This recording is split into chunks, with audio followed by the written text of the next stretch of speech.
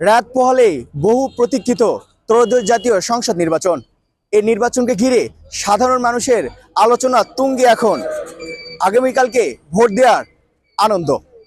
এই নির্বাচনকে ঘিরে কি ভাবছে সাধারণ মানুষ, চলুন জেনে আসি।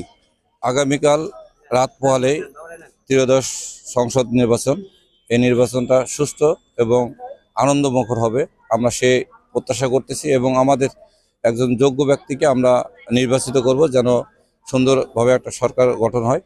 এবং আমি আশা করব সরকারের কাছে যে ভাবে নিরাপত্তা বলয় তৈরি করেছে, তো সবাই নিরাপত্তাভাবেই ভোট দিতে পারবেন এবং সবাই উৎসবমুখরভাবে ভোটটা দিবেন, আমি এই আশা করতেছি। আমরা ভোট দিবার যাব আনন্দিত।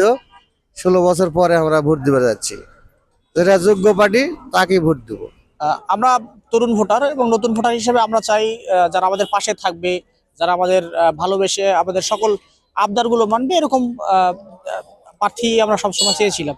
আগামীকাল ভোট, এই উৎসব মুখর ভোটে আমরা চাই আমাদের যারা ভালোবাসবে সেই প্রার্থীগুলোই আমরা চাই। এবং ভোটের যে উৎসব এবং আমেজ, আমি বা আমাদের গ্রামের যে আমেজগুলো গত 17 বছর পরে কিন্তু আমরা সেই আমেজটা ফিরে পেয়েছি। 17 বছর পর আমরা ভোট দিতে যাব।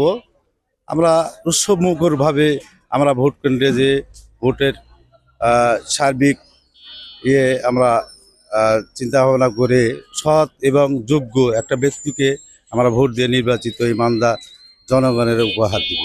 আমরা সুষ্ঠু নির্বাচন চাই, নতুন সরকার আসুক, এটাই আমরা চাই। ভোট দিতে যাব সবাই।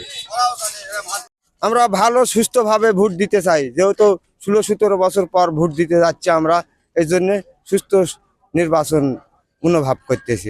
এই নির্বাচন সামনে, আমরা যাতে 18 বছর আমরা কোনো ভোট দিতে পারিনি, তা আশা করি কালকে যেন আমরা শান্তি মতো যাতে ভোটটা দিতে পারি, এটাই আমরা আশা করি।